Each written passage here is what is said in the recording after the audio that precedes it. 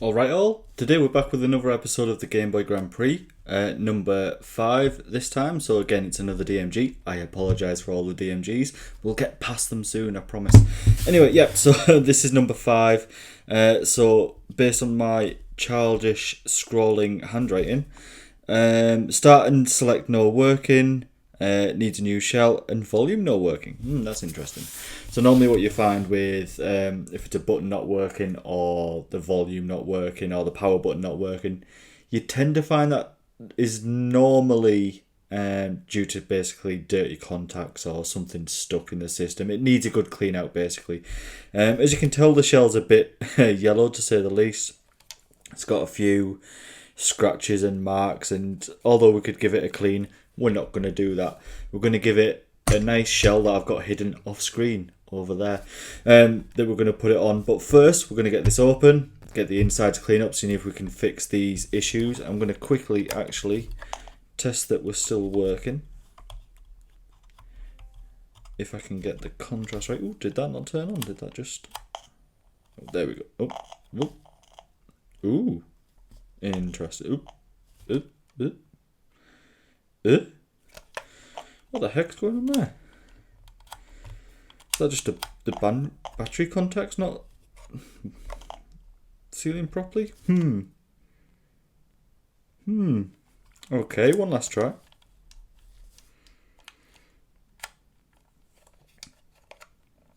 No. Yes. Yes. No.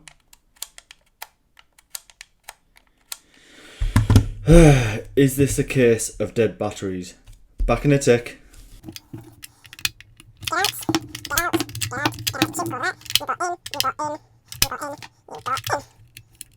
No? No? Really? What's wrong with you? You were working a second ago and you were working on the main video. After that little detour, let's get her open, give her a good clean, and we'll go from there. I'm eager to find out what is actually on the inside, because like I say, you sometimes find when there's aftermarket screws involved, people have been messing on the inside. And there's not too much on this side. A little bit of dirt and stuff in here, and I'll probably give, I don't know if you can see that, but I'll probably give the battery contacts a good kind of scrub. Little bits of corrosion I can see that I might need to just try and clean off. A few cat hairs, I'm guessing. What we're looking like here, we're looking alright. We're a bit dusty, nothing too big though. How are we looking on that volume control? That's interesting. That's just spinning rather than kind of hitting when it hits the maximum or the minimum of the volume. So we're going to have a look at that. First, let's get this all disassembled. Get it disassembled, and then we'll give it a bit of a clean and have a bit of a nicer look over. There we go, got all that unscrewed now and all detached, and all the lovely innards decanted from its shell. You can see here that the inside of this is absolutely disgusting. Like I say, I don't know if I'm going to actually clean this one or not and use it for projects in the future, just basically because it does have a fair few scratches. I mean, it's always worth keeping them just in case you need an absolute backup, but this one is just disgusting. Anyway, we don't care about that, so let's have a look at the innards. So buttons and rubbers here, although are absolutely filthy, look all right to me. We're going to give this all a bit of a clean over now. Get rid of any of the kind of corrosion and any of the dirt that might be in here and clean up. Don't know if you can see a bit better there. Oops. Autofocus please. No, it's because of the microphone. Not the microphone, the headphone port. That they're a bit crusty, manky if you will. So we're going to give this a bit of a clean. That volume control is really just going around for it. I wonder if is it missing, like, say, a screw or something there, I wonder. Anyway, so it's a bit dirty. We're going to give it a clean. The screen looks okay to me. I can't see any kind of, like, what you'd call, like, Game Boy cancer, screen cancer, where you kind of have the black blotches where the screen's just been damaged and it starts taking over. there is a lot of dirt on this, which I find so weird considering it had newish screws in it, as if someone's been in it. But anyway, we're going to get this cleaned up now with a bit of isopropyl alcohol, with a bit of, you call them like ear pokies over here. What do you call them around the world? They've got all kinds of different names. I call them ear pokies. They're what you use to clean your ears out. They come in really handy. And a nice toothbrush as well. So let's get cleaning this.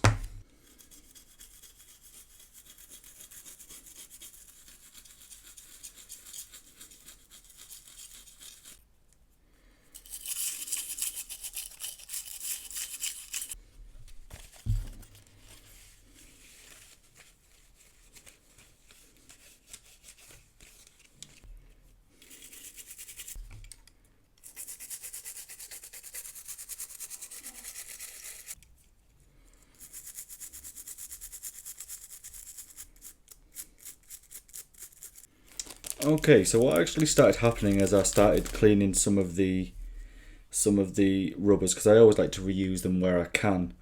They just started disintegrating, so you can see like the kind of contacts are starting to come off them, and they're starting to kind of lift up, if you can see, so they'll pop out any second just because of how old they are, and it looks like some small mouse has actually taken a bite out of this piece of the rubber, so we're not going to reuse them.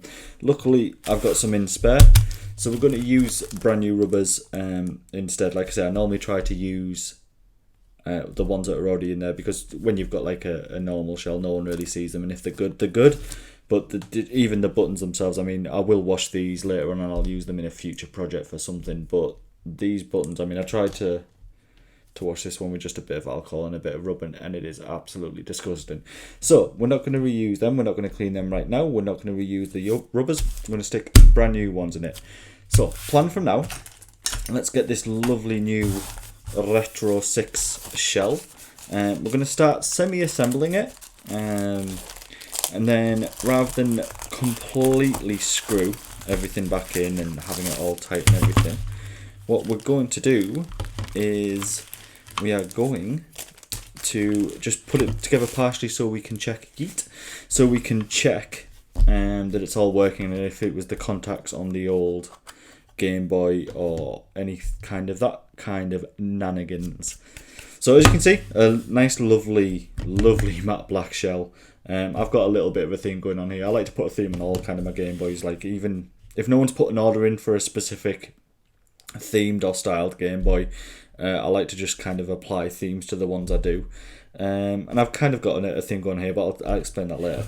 So let's get this back together. So I've given this a bit of a clean, just the bottom board, but I am going to have a look at that volume in a bit. But first, I just want to make sure we get power so I can actually test. That we have power, so I can test the sound. Now, I'm going to have to get these buttons out here. So these are the brand new buttons. Going for a bit of I suppose I've kind of spoiled it now by getting the buttons out. I'm going for a kind of black and white theme, so I did one of the Game Boys, one of the DMGs, in a previous video that was black, basically a white shell with black buttons. This time I'm doing it the opposite way around, just because I really like the look of it, to be honest with you. So let's get this all in place. Let's get this all screwed back together. For the inside screws, I normally just quite like to use the ones that it came with, because there's nothing wrong with them 9 times out of 10. And just as I started talking about these old bloody internal screws, you know what this one's gone and done? It's gone and started to thread. So, life hack. We're going to see if we can use a rubber band to just kind of get it out. And hopefully it'll come up, or at least loosen it a bit so I can just pull it out. Come on. Okay, so let's not use the screws that came with the actual machine on the inside. So that's my fault. Maybe I shouldn't have used the same screws, knowing fine well that this has been opened at some point, but that was a pain to get off. So let's get the ones that actually came with the shell, and not tempt fate anymore. sometimes these things go wrong. I like to show as much as the process of me fixing stuff as possible while I mean, the beauty of this is I'm kind of using these videos, these 25 Game Boy videos to kind of find my style. And to be honest with you, the way I'd like it to go for the future, well, I screw this in, hopefully we'll have much better luck, is basically I want to show as much as the process as possible, because a lot of people on YouTube kind of give you the lowdown to show a video as fast as possible, but I want you guys to see the process, right? Like, I want people to get into fixing stuff. Like, I'm not here to deter people from getting into stuff. These screws are going in a lot better. I am thankful.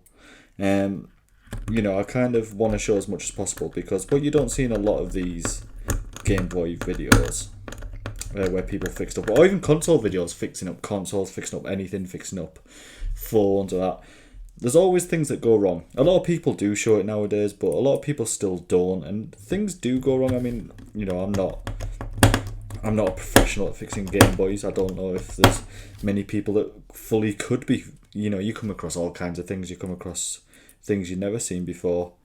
But I'd like to show as much of the process as possible. There we go, they're much nicer. As possible, because, you know, things go wrong. Things go wrong. People make mistakes, or the Game Boys themselves are just arses. But you miss out a lot of, you know, I can guarantee that some of the top of, I'm looking for the batteries. Here's the batteries. Some of the top kind of people that, oh, that's tight. Come on. That one's always tight though, isn't it? Come on. I know you want to go in. There we go.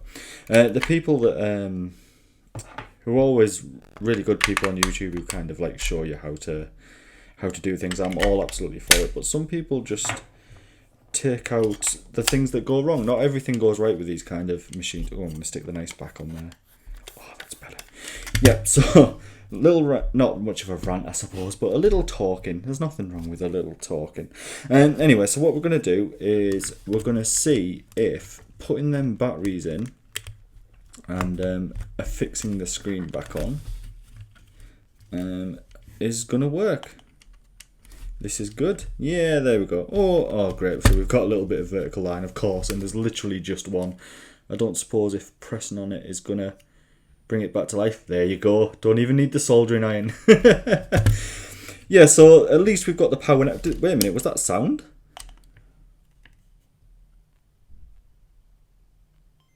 I heard sound. Let me grab a game. Actually, I've got a game here. Let's see. Because, I mean, volume no worky. I mean, I did put the volume no worky. Oh yes, I need to blow the cartridge. Let me try that again. No sound? Is that because the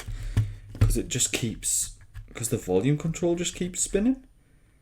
Huh. Tell you what, let's do what you definitely shouldn't do with retro games. You heard nothing. And see if we can just get the game to work, and then I'll be able to mess with the volume while it's going. There we go, that looks better. Look at that, nicest screen. I don't need to get the soldering iron out. Okay, let's... Ooh.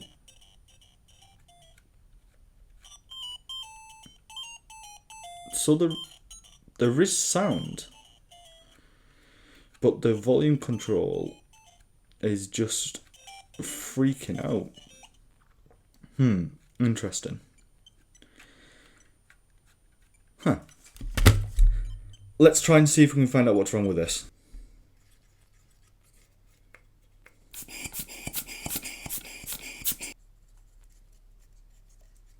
Another day has passed, or well, at least I think it has.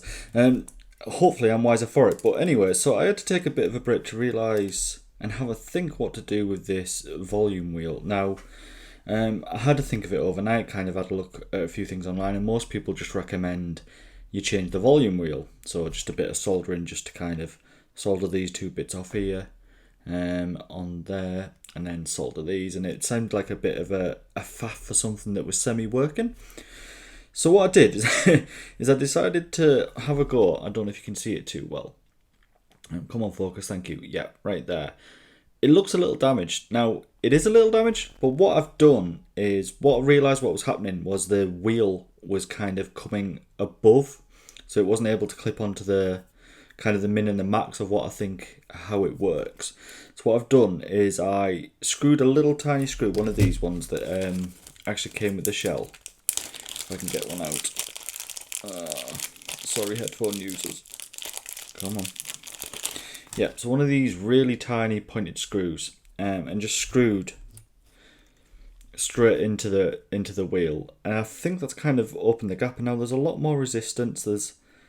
The wheel kind of works. It still goes past the max and min, but it seems to be controlling the noise correctly. So let's get this all wired back in, and we'll give it a go. Because, I mean, if it really needs one, then I will obviously stick a new volume wheel on it. But if it doesn't need one, and you know, I can kind of sell it as basically saying, look, the volume does work. It's just the volume wheel doesn't hit max. It just kind of goes round and round and round. I can't see that being too much of an issue, especially if I reduce the price to reflect that. Anyway, let's get some batteries in. But yeah, it just goes to show you sometimes on these kind of the builds, it isn't all kind of swings and roundabouts like how some videos lead you to believe. Like, there's nothing wrong with going wrong when you're doing one of these builds. Things can happen, especially with how old these consoles are. Is that better? You happy now? Yeah, there we go. So I can feel there that there's resistance. You won't be able to see it because it's just one of them things. There's resistance there to mean that it's the max. So if I start scrolling it down, I then kind of hit the min there. So although I could keep scrolling it if I forced, the sound actually works alright. So I don't think I'm going to bother replacing it. That's quite a little bit of a weird fix, but I hope it helps someone somewhere. So what we're going to do now is we're going to start patching it back up and get all the shell back together ready to stick the lens on. And there we are. So actually, for full disclosure there, I had to open it back up. Basically, once I started putting the screen lens back together and screwing her all in, I turned her on just to give her a bit of a test. And the left side of the screen started getting the vertical lines thing, which I've covered many times in my previous video. I had to get the soldering iron out anyway, even though earlier in the video I was just being able to like kind of clip it together, kind of solved it. But I had to disassemble it and get it all out anyway. But man, away from that, I am really digging this matte black white button two-tone. Also, always like kind of reminds me of like the Scar days and the days like when I was young and like checkerboard Vans jumpers and trainers were a big thing, and you know, Scar and pop punk and all that lovely stuff. But yeah, anyway, so she should fully work now.